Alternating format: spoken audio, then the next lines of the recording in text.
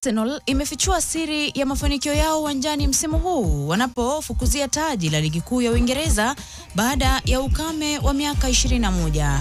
Toto na tetesi imepata fununu kwamba kundi la Bible Boys la wachezaji 10 wa Arsenal ambao hukutana kwa maombi na kujifunza Biblia kabla ya kila mechi lina mchango mkubwa tu kwenye mafanikio ya The Gunners. Beki wa Arsenal Noni Madueke alizungumza hadharani kuhusu hilo baada ya kufungwa bao katika ushindi wa mabao 3-1 dhidi ya Bayern Munich katika mechi ya ligi kuu ya mabingwa Jumatano wiki hii. Kabla ya kila mchezo tunaomba pamoja kwa dakika chache na kisha pia hotelini kwa dakika chache tukisoma Biblia na kuomba tu. Hata sio kuomba tu kila wakati, tunajuliana hali, tunaombeana vitu kama hivyo.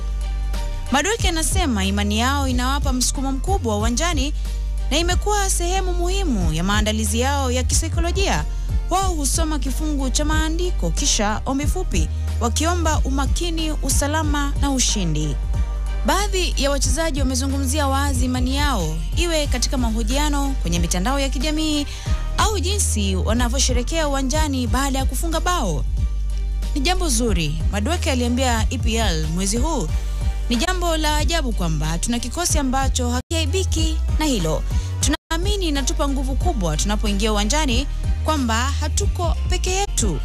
Kama Madueke anavyosema, hayuko peke yake miongoni mwa wachezaji wa kikosi cha Arsenal ambao wanamwamini Mungu.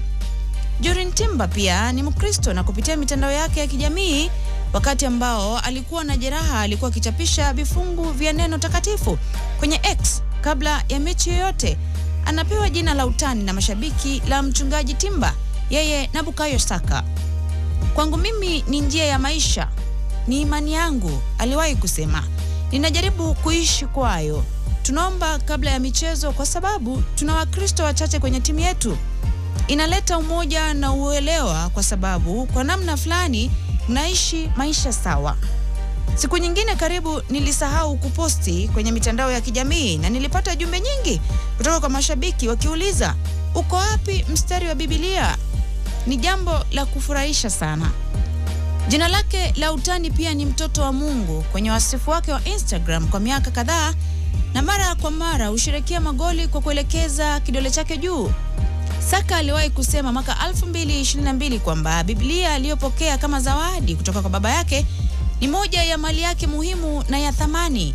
Ninajaribu kuisoma kila siku kabla ya kwenda kulala. Saka alisema, nimejifunza mengi kutoka kwayo.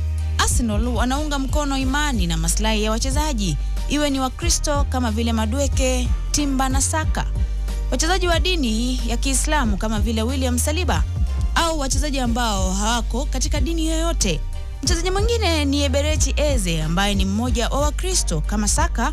Pia huelekeza kidole chake angani na kutoa shukrani baada ya kufunga goli.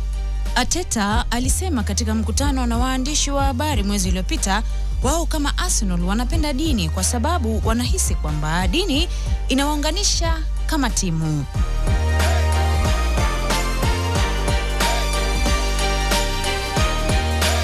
Lakini hizi si ni zaidi ya tetesi au toto na tetesi.